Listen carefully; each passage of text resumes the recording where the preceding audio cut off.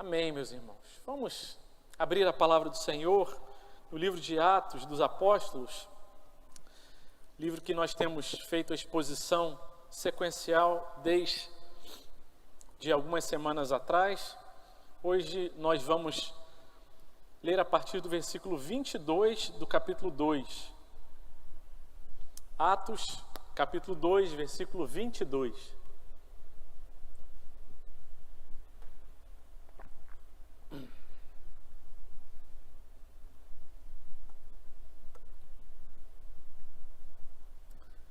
Amém?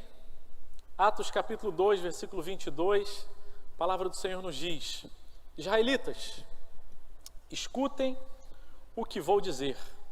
Jesus, o Nazareno, homem aprovado por Deus diante de vocês, com milagres, prodígios e sinais, os quais o próprio Deus realizou entre vocês, por meio dele, como vocês mesmo sabem, a este, conforme o plano determinado e a presciência de Deus, vocês mataram, crucificando-o por meio de homens maus.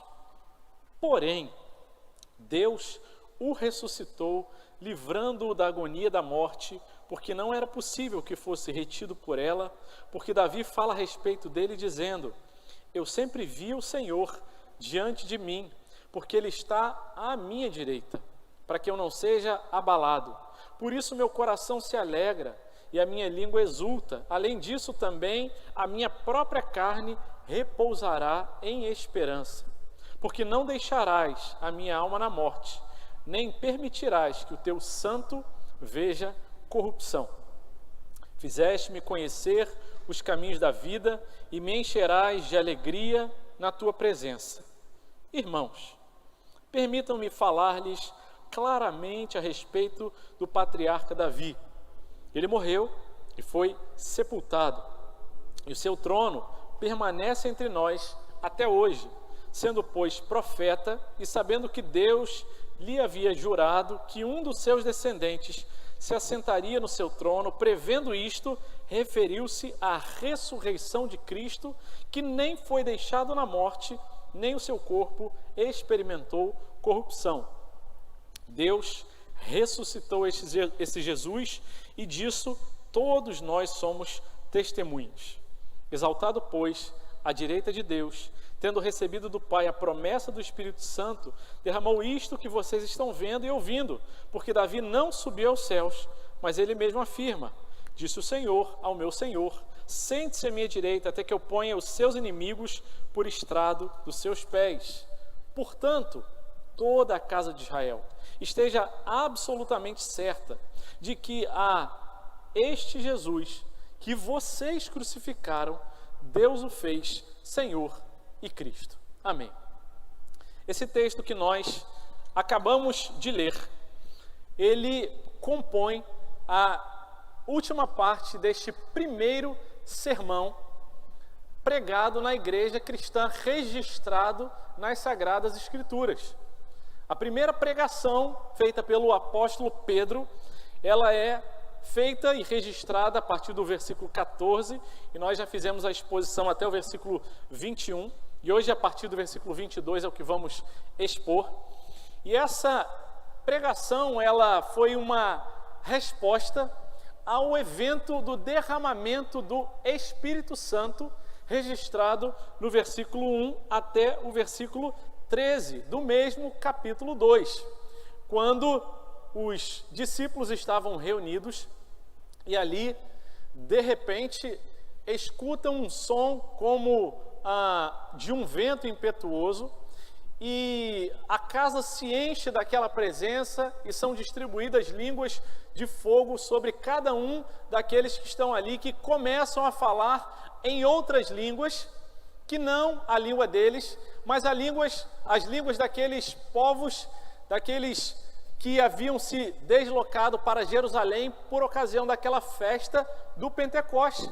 E as pessoas que tinham vindo de todas as nações, de todas as regiões de debaixo da terra, é o que registra a palavra de Deus, cada um conseguia entender o que estava sendo dito na sua própria língua, e ficaram admirados com isso.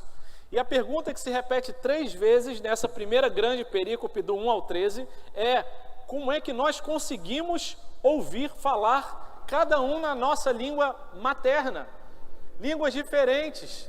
Esses homens estão falando, e a última vez que essa pergunta aparece é no versículo 11, como os ouvimos falar sobre as grandezas de Deus em nossas próprias línguas. Eles estavam falando em outras línguas que poderiam ser compreendidas, que eram compreendidas, e eles falavam a respeito das grandezas de Deus. Não eram línguas que não podiam ser entendidas, mas elas eram perfeitamente compreendidas. Eles estavam falando das grandezas de Deus. As informações que estavam sendo ditas eram perfeitamente compreendidas, mas o evento em si causou tamanha perplexidade naqueles homens, e alguns que não entendiam em nada o que estava acontecendo chegaram a dizer ali no último versículo 13, dizendo: eles estão bêbados. Eles estão falando coisas à toa, e eles que disseram isso nada entendiam. E então Pedro se levanta com os 11 e começa a explicar o que estava acontecendo. Esses homens, eles não estão bêbados, como alguns de vocês estão julgando. Mas o que está acontecendo, e aí o apóstolo Pedro começa a fazer uma teologia bíblica, apontando o que estava acontecendo ali, explicando a partir do que a palavra de Deus explica.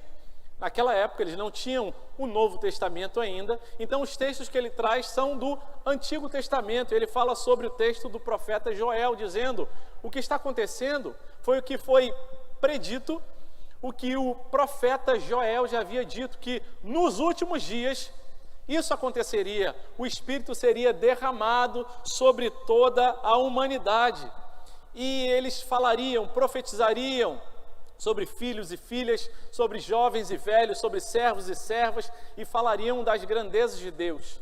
E nesse tempo também veriam sinais no céu, terremotos, guerras e outras coisas que quem esteve na escola bíblica dominical hoje pode estudar e aprofundar nesse assunto. E diz ali, até que venha o grande e último dia do Senhor, o dia do juízo, e aquele que invocar o nome do Senhor será salvo. E assim nós terminamos a exposição da semana passada. No versículo 22, o apóstolo Pedro vai naquele ritmo de discurso, de pregação, e ele traz um vocativo, uma palavra que chama a atenção, que tem o objetivo de novamente despertar a sua audiência para perceber o que ele estava falando e: ei, despertem. E ele diz: israelitas, escutem o que vou dizer. E ele começa a anunciar de forma clara o evangelho. A primeira pregação registrada é uma pregação muito evangelística. Tanto é evangelística que depois, no versículo 37, que nós não lemos hoje, mas que vem depois desse texto, as pessoas falam: e agora? O que a gente faz com essas informações? Ele diz: arrependam-se, arrependam-se. Já que vocês estão entendendo essa mensagem evangelística, não continuem do mesmo jeito que vocês estão. E ele começa então essa mensagem evangelística, a mensagem do evangelho, do derramamento do Espírito Santo, trazendo antes da boa notícia do evangelho a má notícia. A mensagem ali no versículo 23 diz, vamos ler desde o versículo 22. Jesus o Nazareno, homem aprovado por Deus diante de vocês. E reparem como esse pronome vocês aparece repetidamente. Ele foi aprovado por Deus diante de vocês, com milagres, prodígios e sinais, o qual o próprio Deus realizou entre vocês por meio dele. Jesus, santo, Jesus sem pecado, aprovado por Deus, fez sinais, manifestou a glória de Deus, ele foi revelado a vocês, ele andou entre vocês. Como vocês mesmos sabem, vocês sabem do que eu estou falando, o apóstolo Pedro disse ali. Versículo 23, a este, conforme o plano determinado e a presciência de Deus, vocês mataram, crucificando por meio de homens maus. E a primeira parte dessa mensagem evangelística, por ocasião do derramamento do Espírito Santo, é que Jesus foi morto por causa do nosso pecado. Sobre nós recai a culpa pela morte de Jesus. É o que ele diz ali. Pedro diz: vocês mataram a Jesus. E é certo que aqueles israelitas que estavam ali, alguns tinham vindo de lugares distantes, talvez não estivessem presente na hora da crucificação de Jesus, mas sobre eles também recaía esta culpa. Aliás, sobre todo ser humano pecador. Jesus foi crucificado, foi morto por causa do meu e do seu pecado. A culpa é nossa. É isso que o apóstolo Paulo está dizendo. E aqui nós temos uma doutrina muito importante da soberania de Deus e da responsabilidade do homem. No versículo 23, isso aconteceu conforme o plano determinado e a presciência de Deus. Ao mesmo tempo que era plano de Deus, o que Deus determinou que acontecesse, ao mesmo tempo a culpa e a responsabilidade é do ser humano. É a concorrência dessas duas coisas que aparentemente são paradoxais, mas que convivem e aparecem muitas vezes nas Escrituras.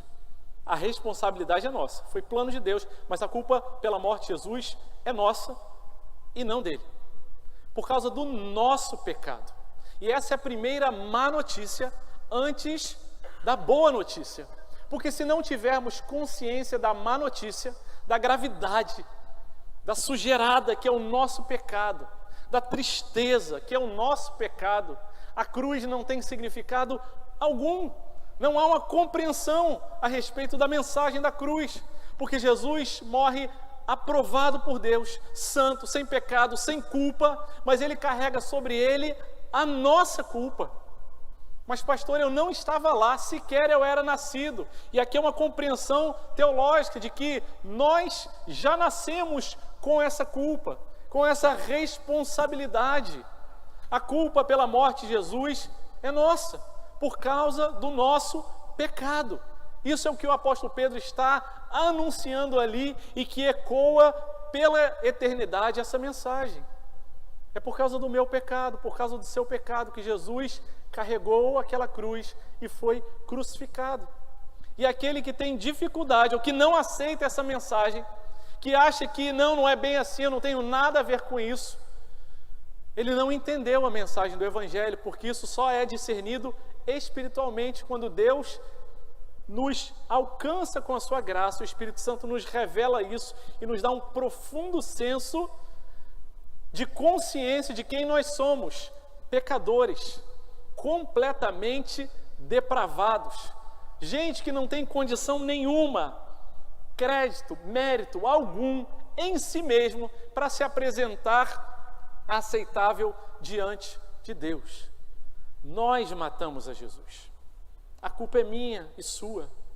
E embora talvez a mente faça assim, mas eu não estava lá, e se você tem essa convicção e essa tristeza por causa da morte de Jesus, que foi por conta do meu e do seu pecado, do nosso pecado, a gente entende, ele morreu por minha causa. Primeira carta de João, capítulo 1, versículo 8 diz: se nós dissermos que não temos pecado nenhum, nós mesmos nos enganamos, e a verdade não está em nós, não está em nós. E se essa dura realidade é difícil de compreender e de aceitar, é porque isso não se discerne naturalmente, senão espiritualmente. Se eu continuo insistindo, dizendo, eu não sou uma pessoa tão má assim, pastor, como o senhor está falando, eu faço coisas boas, eu ajudo as pessoas, eu sou bom, eu posso ser aceito diante de Deus, você não entendeu ainda a mensagem do Evangelho. Nós não somos essencialmente bons, somos, por conta do pecado, essencialmente maus, e precisamos da graça de Deus. E se depender dos nossos esforços humanos exclusivamente, o mundo não vai melhorar, antes ele vai de mal a pior, como nós temos visto. A palavra de Deus nos diz em Isaías capítulo 53, versículo 5, ele foi traspassado por causa das nossas transgressões, esmagado por causa das nossas iniquidades.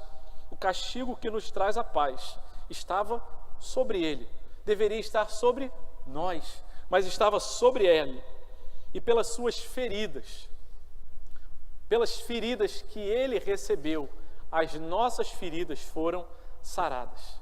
Mas a responsabilidade, a culpa é nossa. E o cristão, o crente, ele é da sua essência aquele que caminha em arrependimento. Aquele que reconhece Deus, eu caí, eu errei, eu fui gerado em pecado. E se não tem arrependimento, não tem vida cristã. Tanto que a mensagem do Evangelho, quando no versículo 37, quando eles perguntam, e agora, Pedro, o que a gente faz? A palavra dele é, arrependam-se. Jesus, no capítulo 4 de Mateus, quando começa a sua pregação, a primeira palavra que ele diz é, arrependam-se, porque está próximo e já chegou o reino dos céus. Se a gente não tem arrependimento, se a gente não reconhece o nosso pecado, se a gente não se entristece com a gravidade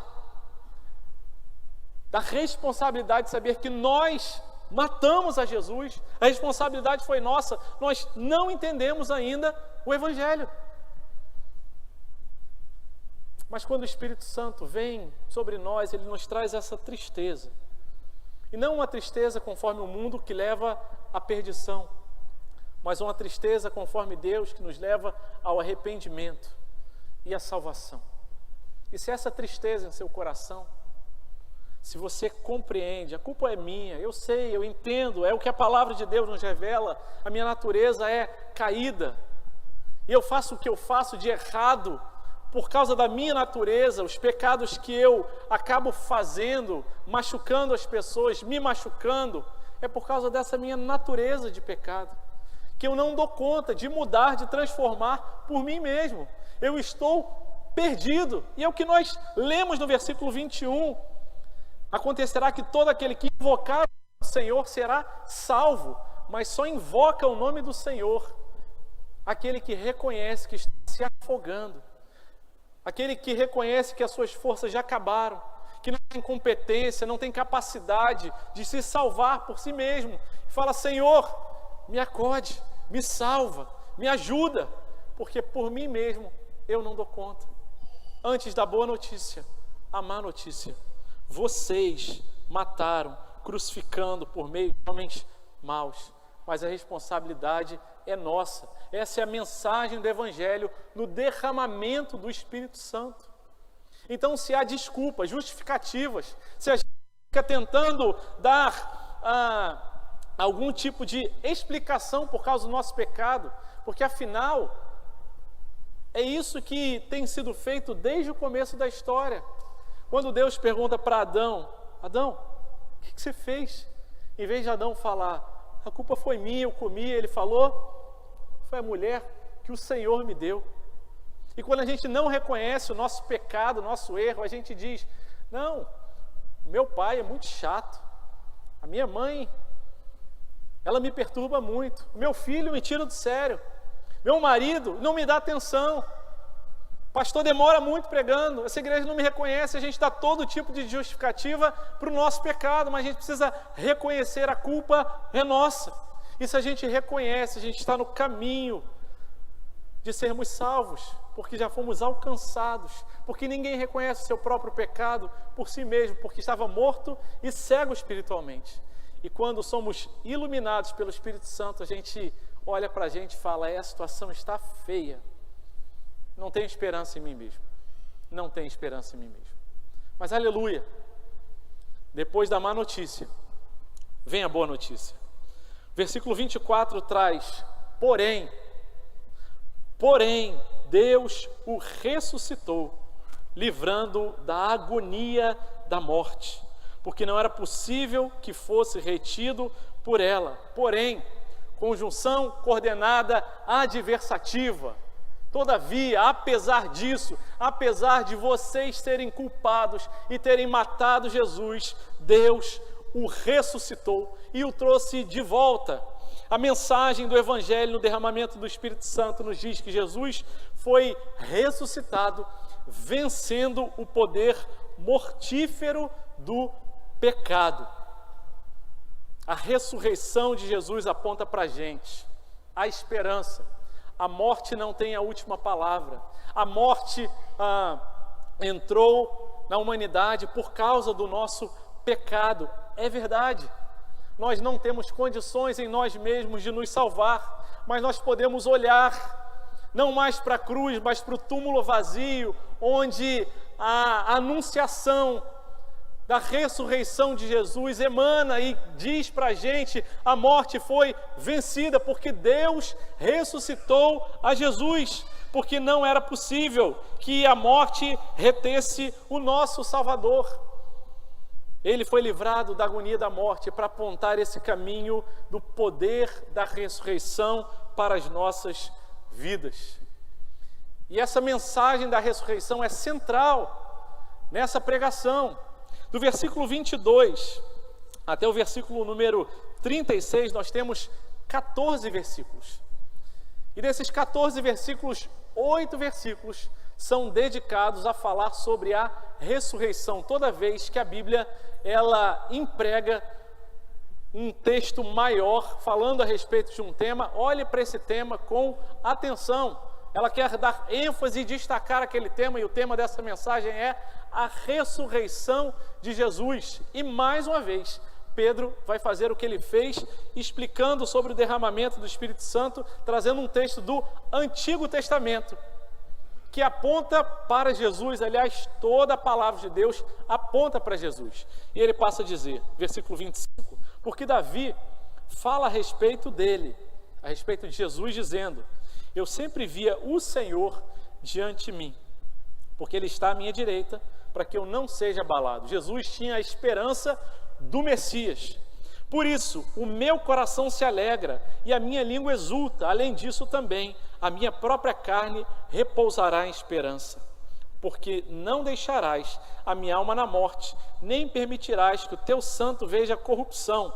Fizeste-me conhecer os caminhos da vida e me encherás da alegria da tua presença.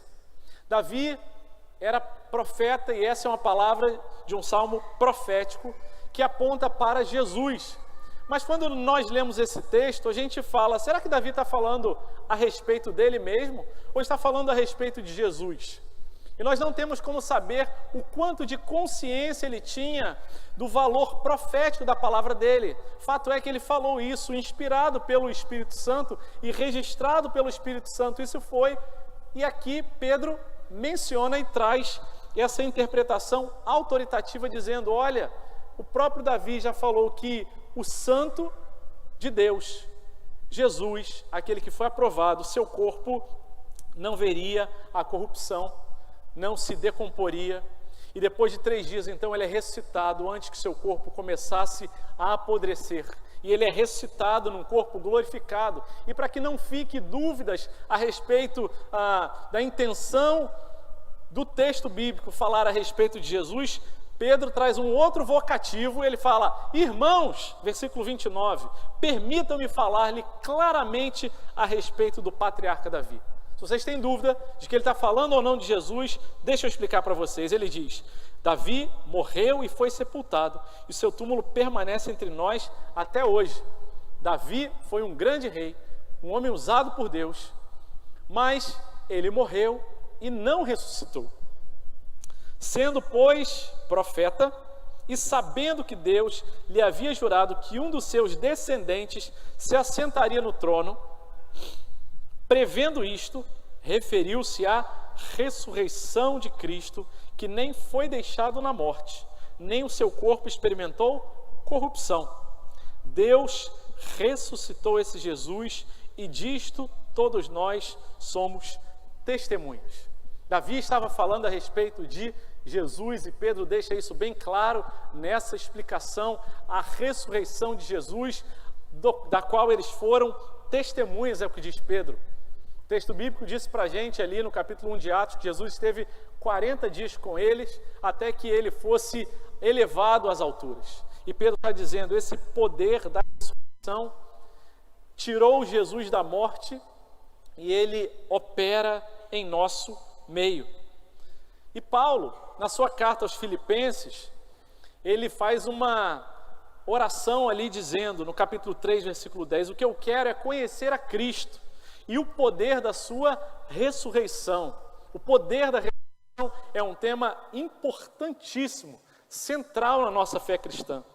E ele fala, segue ali no capítulo 3 de Filipenses, no versículo 10, Conhecer o poder da sua ressurreição, tomar parte nos seus sofrimentos e me tornar como ele na sua morte, para que de algum modo eu possa alcançar a ressurreição entre os mortos. O que ele estava dizendo é, os sofrimentos que a gente tem no tempo presente por Cristo, eles não se comparam ao poder da ressurreição operada em nossas vidas. E recentemente, quando a gente fazia a exposição de Efésios, isso foi bem explicado, Efésios capítulo 1, versículo 18, quando Paulo ora pelo povo de Éfeso, ele diz, eu peço que Deus ilumine os olhos do coração de vocês, para que vocês saibam qual é a esperança da vocação de vocês, a riqueza da glória da sua herança nos santos. Ele diz, olha, que vocês entendam isso que vocês estão vivendo de experiência cristã, e a qual é a suprema grandeza do seu poder entre nós, os que cremos segundo a eficácia do seu poder. Ele está falando, eu quero que vocês conheçam esse poder. Ele termina o raciocínio dele dizendo, ele exerceu esse poder em Cristo, ressuscitando dentre os mortos e fazendo assentar à sua direita nas regiões celestiais. A mensagem do Evangelho é a mensagem da ressurreição. É a mensagem que nós podemos encher o nosso coração de esperança e dizer, Deus, a morte não tem a última palavra, ainda que o meu corpo, ainda que esses elementos naturais, com o tempo eles vão se desfazendo, eu vou ficando mais fraco, e ainda que eu seja acometido de uma doença que me leve para a sepultura, no último dia eu serei ressuscitado, e a morte não tem a última palavra. E é por isso que o apóstolo Paulo fala, eu quero experimentar o poder da ressurreição e tomar parte nos sofrimentos de Jesus. E se eu tenho algum sofrimento nessa vida, eu tenho propósito nesse sofrimento. Não é um propósito aleatório, não é um sofrimento sem objetivo. Mas o poder da ressurreição que já opera nas nossas vidas, ela começa a produzir vida na nossa mente, nos nossos relacionamentos. E se não fosse pelo poder da ressurreição nas nossas vidas, não teríamos sido regenerados. Inicialmente tirados da condição de mortos espiritualmente para a condição de regenerados, vivos espiritualmente, ressuscitados. E por isso a gente tem esperança de que a gente continue a viver nesse mundo entre já alcançados, mas ainda não completamente glorificados, experimentarmos esse gradativo processo de redenção e restauração na nossa vida pelo poder da ressurreição. E ele opera na minha mente, na sua mente e no nosso coração. No nosso coração. E o pecado que ainda luta do velho homem, dia a dia, pelo poder do Espírito Santo, vai sendo vencido. E a morte que a gente ainda experimenta em alguma medida quando a gente peca, porque a gente ainda peca, ele vai sendo vencida quanto mais o Espírito Santo de Deus vai tomando espaço na nossa vida, na nossa mente, nos nossos relacionamentos, nos nossos desejos, nas nossas afeições, e o poder da ressurreição vai trazendo vida para a gente. E quando o pecado vai sendo vencido, a gente vai experimentando a paz que excede todo entendimento e a alegria e esse poder da ressurreição. O corpo continua envelhecendo, ficando cansado, mas o espírito vai sendo renovado, conforme a nossa fé vai sendo fortalecida, o poder da ressurreição vai operando nas nossas vidas. E é isso que nos dá esperança, para a gente olhar e falar, Senhor, será que tem jeito o meu casamento? Será que tem jeito o meu coração duro? Será que tem jeito os relacionamentos que foram quebrados e que precisam de perdão e de restauração? De onde virá poder senão da ressurreição de Jesus em nossas vidas? Reparem, quem está pronunciando esse sermão é ninguém mais, ninguém menos do que o apóstolo Pedro, aquele que primeiro entrou ali no túmulo, quando eles vão correndo, João, está registrado no Evangelho de João, João e Pedro, e João vai correndo à frente, mas fica hesitante à porta do túmulo, e Pedro vem e entra, e olha ali os lençóis dobrados, e a notícia da ressurreição de Jesus o impacta ali. E ele fica consternado, e ele fica pensando sobre aquilo e anuncia para os outros discípulos, mas ainda o Espírito Santo não tinha sido derramado sobre eles. E aquele Pedro que recentemente havia negado ao Senhor Jesus 3 vezes, vai se encontrar com Jesus ressurreto, ali na beira da praia. E Jesus pergunta para ele: Pedro, tu me amas, Pedro? Pedro, tu me amas? E 3 vezes o Senhor pergunta, e Pedro já ali desanimado, fala: acho que não tem chance para mim não. Eu neguei Jesus, eu não vou dar conta. E nós vemos esse Pedro, debaixo do poder do Espírito Santo, debaixo do poder da ressurreição, com ousadia se levantando e dizendo: esse poder da ressurreição me alcançou e disso nós somos testemunhas. E por isso nós proclamamos, e por isso nós estamos dispostos a morrer por isso. E é o que acontece, é o que diz a história da igreja, tendo sido quase todos os apóstolos mortos, martirizados como testemunhas dessa ressurreição.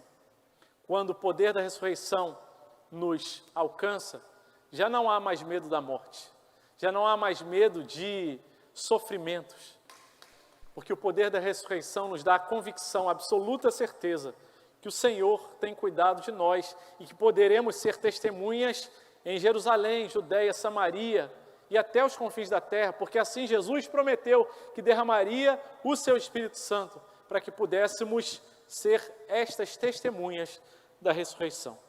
O texto vai terminando a partir do versículo 33, anunciando ali para nós a última parte dessa mensagem do Evangelho no derramamento do Espírito Santo. E ele diz: exaltado, pois, à direita de Deus, tendo recebido do Pai a promessa do Espírito Santo, derramou isto que vocês estão vendo e ouvindo. Porque Davi não subiu aos céus, mas ele mesmo afirma: disse o Senhor ao meu Senhor: sente-se à minha direita, até que eu ponha os seus inimigos por estrado dos seus pés. Portanto, ele chama novamente a atenção: toda a casa de Israel esteja absolutamente certa de que a este Jesus que vocês crucificaram, Deus fez Senhor e Cristo. A mensagem do Evangelho, o derramamento do Espírito Santo nos anuncia que Jesus foi elevado e exaltado para que o Espírito Santo fosse derramado sobre nós. João no capítulo 16, Jesus dizendo para os seus discípulos, anunciando a sua morte, ele diz: eu sei que isso entristece o coração de vocês, o fato de saber que eu serei morto. Mas ele diz, João 16, 7, mas eu lhes digo a verdade, é melhor para vocês que eu vá. Porque se eu não for, o Consolador não virá para vocês. Mas se eu for, eu o enviarei a vocês. Quando ele vier, ele convencerá o mundo da justiça, do pecado, da justiça e do juízo. Ele convencerá do pecado, porque eles não creem em mim. Só seremos convencidos do pecado, da nossa responsabilidade por ter matado Jesus, se o Espírito Santo em nossas vidas fizer a obra, se for derramado sobre nós. De outra forma, jamais reconheceremos o nosso pecado. Da justiça, porque eu vou para o Pai e não me verão mais, mas de lá julgarei todas as coisas. Acertarei e colocarei cada coisa no seu lugar. E do juízo, porque o príncipe desse mundo já está julgado e ele aponta nesse julgamento para o dia do Senhor, o dia do juízo. Tenho ainda muito para lhes dizer, mas vocês não podem suportar agora. É o que o Senhor Jesus disse para os seus discípulos antes do derramamento do Espírito Santo. Porém, quando vier o Espírito da verdade, ele os guiará em toda e completa verdade. Ele não falará por si mesmo, mas dirá tudo o que ouvir e anunciará a vocês as coisas que estão para acontecer. E notem, ele diz: ele me glorificará, porque vai receber do que é meu e anunciará isso a vocês. A missão do Espírito Santo ao ser derramado sobre a minha e sobre a sua vida é glorificar a Cristo. Não é trazer glória para Ele mesmo, mas a obra do Espírito Santo quer nos levar a glorificar a Cristo. Por isso, ele afirma: toda a casa de Israel estejam certos que esse que vocês crucificaram, Deus o glorificou e o fez Senhor e Cristo. A obra do Espírito Santo na minha e na sua vida tem a missão de nos fazer a glorificar a Cristo e não glorificar a nós mesmos, e não nos levar a um sentimento de soberba, de autoexaltação, de dizer eu sou mais espiritual do que os outros, porque eu tenho dons, porque eu falo isso e aquilo. Não, ele tem o objetivo de nos tornar mais humildes. Então, se você vê alguém dizendo, afirmando que é cheio do Espírito Santo e aquela pessoa anda cheia de soberba, aquela pessoa ela não consegue ouvir os outros, mas só ela fala, só ela acha que ela tem razão, meus irmãos, desconfiem. O Espírito Santo produz crentes e crentes humildes, arrependidos. O Espírito Santo continua agindo na minha e na sua vida para glorificar a Cristo, para que não hajam mais desculpas e justificativas, porque essa é a nossa natureza. Ninguém de nós gosta de ser advertido, criticado no seu pecado. A gente se incomoda com isso. E a gente só aceita se o Espírito Santo estiver agindo. Se ele apontar para a minha mente e para o nosso coração que ele é o Senhor, se você é crente mesmo, você não é o dono da sua vida. Você tem um Senhor, um dono. E as suas desculpas, as suas justificativas não valem mais. E é tempo de se quebrantar e de se arrepender. E talvez você fique com raiva quando alguém te repreende. Confesse o seu pecado. Talvez você fique aborrecido porque alguém apontou o seu erro. Porque o Espírito Santo trouxe aquela situação que desagrada a Deus para você. E se você teve essa tristeza, não fique com raiva. E se você tem andado com raiva, fala, Deus, me traz tristeza, quebrantamento e arrependimento. Eu quero que o Senhor tenha mais espaço na minha vida. Eu quero mais do Senhor, mas isso não significa que eu vou me engrandecer, mas que o Senhor será engrandecido na minha vida.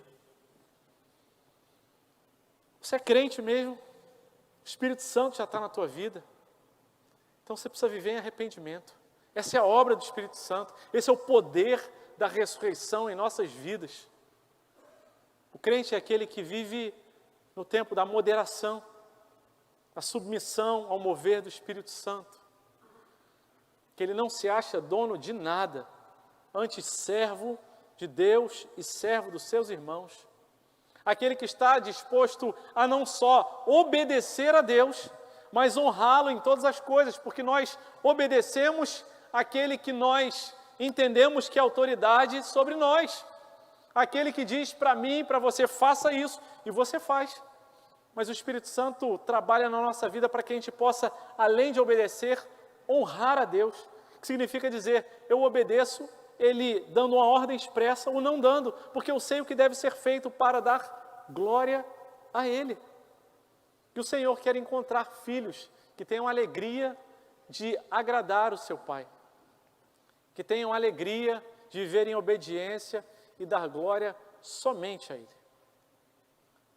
Tem em nós algum espírito de ingratidão, descontentamento, fofoca, mentira, sexualidade desviada, algum pecado, algum jeito da gente, que às vezes é difícil da pessoa pegar, mas no fundo o Espírito Santo já falou, esse teu jeito muito duro, muito impaciente, você sabe que é pecado, confessa logo isso, meu filho. Você foi feito para glorificar Deus. Enquanto houver pecado, isso não será experimentado na plenitude, e você não experimentará a plenitude do que é desfrutar da tua presença, da presença do nosso Senhor e Salvador. O Senhor nos convida nessa manhã, adiante dele, nos prostrarmos e dizer, Senhor, tem misericórdia de nós. Opera esse poder da ressurreição, tira toda a morte, todo o pecado, tudo aquilo que desagrada ao Senhor. E Deus, obrigado. Obrigado, porque eu não dependo da minha força. Já foi sobre nós derramado o Espírito Santo, para que possamos servir a Ele, para que possamos viver em novidade de vida, para que nós possamos reconhecê-lo como Senhor e Cristo em nossa vida.